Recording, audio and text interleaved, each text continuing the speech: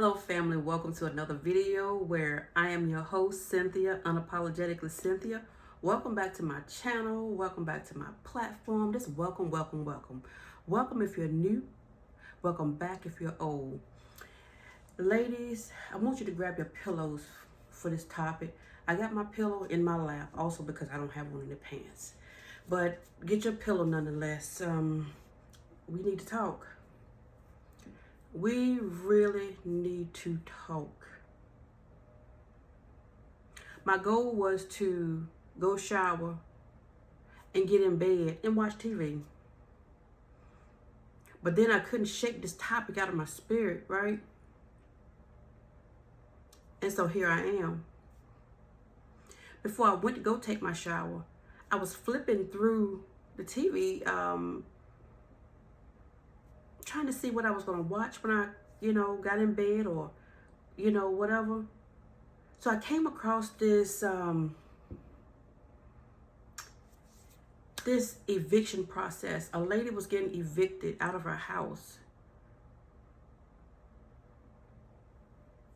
Can you imagine somebody pulling up in your yard telling you that you're about to be evicted? Can you imagine somebody telling you you're about to be evicted? That's one thing.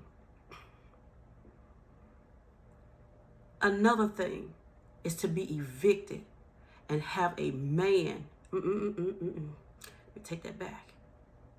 Have someone in your home living with you that says that they are your man and that they love you or that they care about you. I think that's the harder part. Ladies. We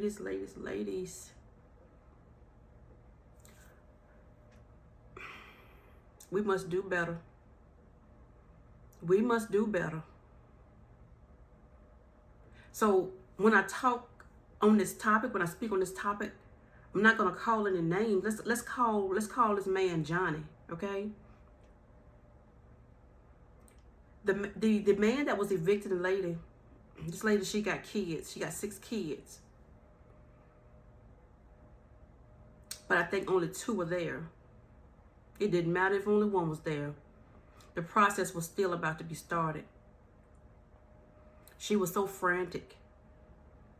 She really didn't know that the police or whoever they are that do this process, she didn't know that they were coming. I could tell she was shocked. And she was also hurt. But you knew you owed an amount. The amount wasn't that large. When people are about their rent business, you can't play around with it. You can't play around with it. Not only can you not play around with it, if you're on Section 8, this lady was on Section 8. This lady was on Section 8, something I could never get. I have never been able to get on Section 8. And it wasn't because I did not try. I only tried like once. I put it in my mind, forget it. Forget it. If I have to go through all of this, forget it. So I did what I did on my own. But I'm going to tell you something else. I did what I did on my own, but I was not going to have somebody sitting by my side claiming to love me and not help me.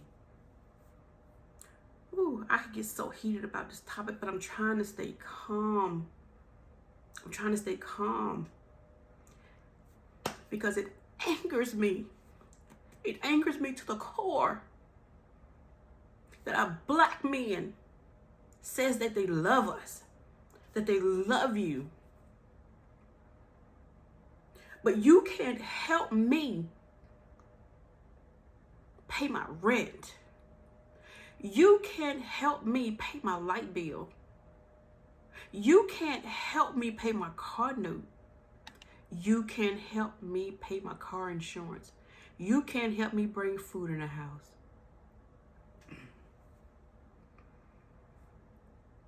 What do you have them there for? Why are they in your home? Why are they in your house? This no longer becomes the problem of the man. The problem becomes you because you allow it.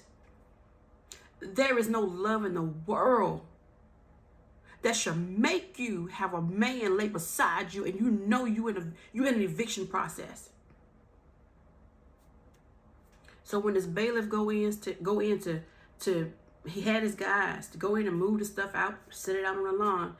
There was nothing he could do. His job is to strictly come knock on the door and serve you notice that it's time for you to go. You don't really have time to call nobody because at the time she didn't, she was trying to call to see what she could do, yada, yada, yada. And the man asked her, he said, well, did you know you had this amount to pay before today? He said, you could have paid it yesterday. So she went on rambling and, trying to call whoever she could call to stop the eviction process. And the man told her, once the eviction process has been granted and I'm here, you're trespassing. You're not really even supposed to be in this house, but I'm giving you an opportunity to go get your things, get the most important things, and my guys is going to sit this stuff outside, basically. So there is a guy sitting there. He's looking. He's looking.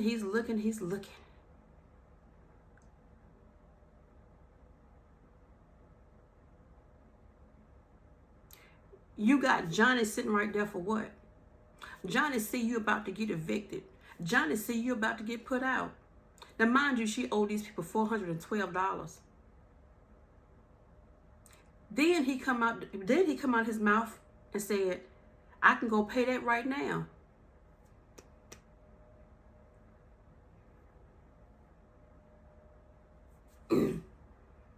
So why did you wait? Why did you wait? Why did you wait?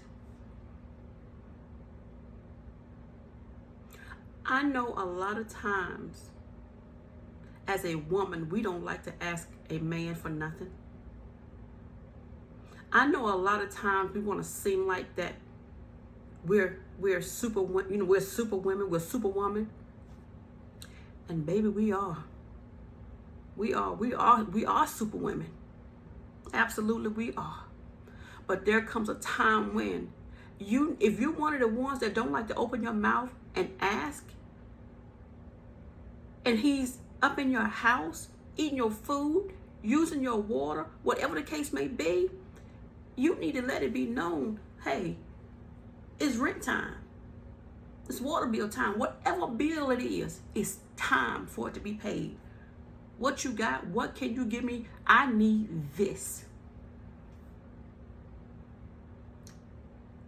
Get it how you live it. However you have to get it, as long as you don't hurt nobody. But we got to pay this.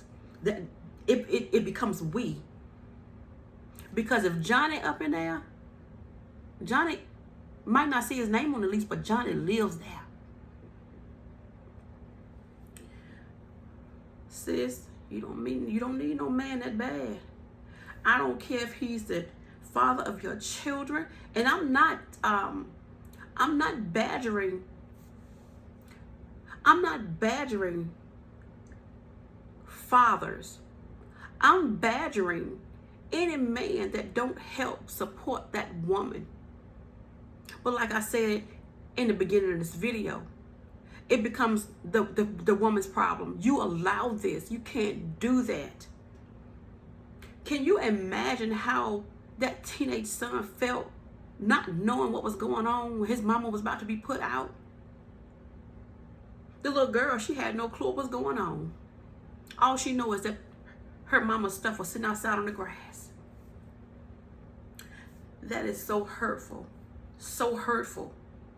She's still trying to explain to the bailiff, I'm trying to call, but they ain't trying to answer my call. Baby, they don't want to talk to you. It's over with. You held on to $412 knowing that you had to pay it. And the man asked her, the bailiff asked her, well, who is that guy in there? She didn't answer. She didn't answer because I guess she was embarrassed to tell a real man that this man, Johnny, is in here and Johnny ain't doing nothing.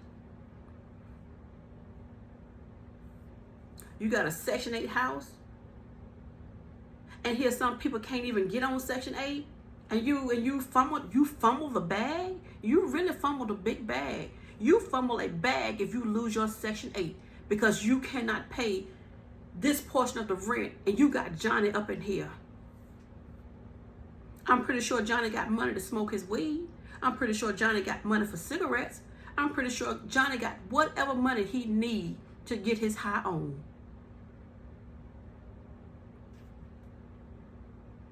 I used to date this guy, and my kids were young, and he know I didn't play. I am sweet as sugar. I am genuine as they come, and I will help you to the ends of the earth, especially if I know that you are worth me helping to the ends of the earth, that you're honest with me, that you're genuine, and you show me that you're trying. I'm going to rock with you. The guy that I was dating, he couldn't understand why so many things. Well, if I'm helping you pay this, why can't I this? If I'm helping you pay this, why can't I that? Why?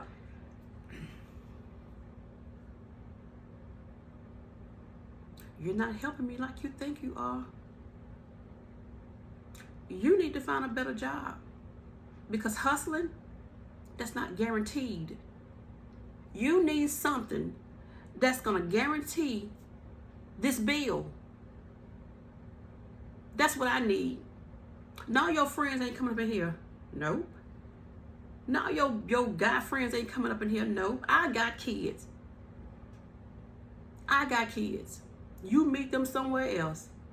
And if you don't, hey, look, we ain't even got to be together. I don't care how much I love you, how much I care about you.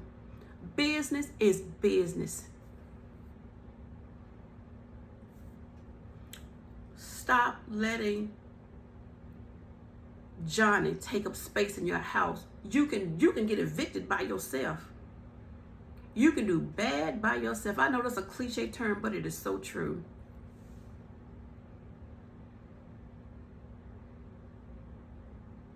Then when that eviction gets on your record, there's nobody really gonna want to fool with you then. Last year, last year when I got a knock at my door and there was a paper saying that I had to move,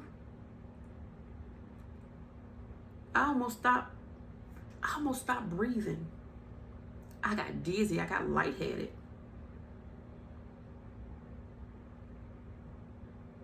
All I could do was keep it moving. I couldn't do anything. I couldn't focus. I couldn't do anything. But before I tell the rest of that story, or that portion, you better believe that that eviction, because it was still eviction to me, it was not because Johnny was sitting up in my house not doing anything. No, it didn't come from that.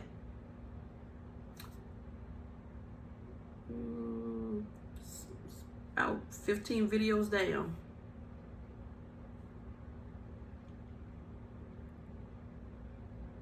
It felt like an eviction to me. But what happened was, my property management, they wanted to sell the house that I lived in for almost 7 years. They couldn't keep going up on the rent like they wanted to. So they sold the house and didn't tell us anything. Hurt beyond measure. Did I want, and this company lived right around the corner from me. Did I want to go around the corner and show out? Yeah, I sure did. But something kept telling me, nope, don't do that. Don't do it. Don't do it. Because what goes around, come around. What goes around, come around. When you can't tell a person, the people that's been here 7 years and have kept your house in tip-top shape, I had this man to come in my house. I think they was hooking up the internet. So I think we was getting another internet service. And he said, wow, it's beautiful in here. I said, thank you so much. And we was talking, and I told him I like interior decorate, like interior design. He said, you should put yourself out there. He said, do it for somebody free here and there, and get yourself out there. That's how good I kept it in shape. I kept it like my own. I respected at home. But it's okay. Like I said, Johnny didn't help me get evicted. And for all you ladies out there that got them Johnnies in your house, get it together. And I'm not apologizing for what I say, because I know that this is something that God would want me to say. Stop thinking you need somebody to love on you. Because what? What does that mean to you? Oh, if I got him in here, he mine. I can look at him, or we can have sex, or whatever the case may be. Oh, I love him. Love don't pay the bills. Love ain't never paid not one bill. There's nothing on a debit card when you swipe it and it says love. No.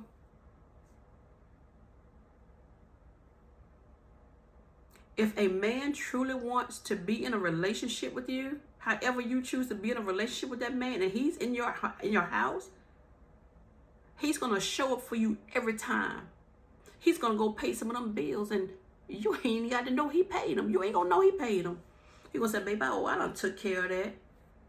That's what he going to do.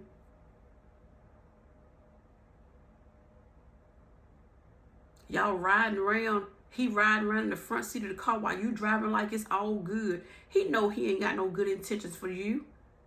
None. His intentions aren't good. He needs somewhere to stay. I know you got to know this. Oh, but he got potential. Potential to do what? To help you get put out? To not help you? That kind of potential? Well, you don't need it. Put that in the garbage can. Like I said, the problem doesn't become to be Johnny. It becomes to be you. You have to break those chains. You have to break that curse, especially if you got children. Don't let your daughters watch this. Don't let your sons feel bad because they know Johnny in the house and ain't doing nothing, eating up all the food. That's serious. That's some serious stuff. Ladies, if you got kids, see, sometimes when you ain't got kids, you can shake and move a little bit better. But when you got kids and you know they need a place to live, secure that home. Even if you can't pay the light bill without Johnny. Even if you can't pay your cell phone bill without Johnny. Even if you can't pay that car note without Johnny. Pay that rent first. If you have to light a candle. If you have to Uber where you need to go. If you have, do what you got to do, but secure that home. It is so hurtful. Knowing that our men don't help us like they are supposed to. I ain't taking no mess. And it's time that you stop. Stop. Stop.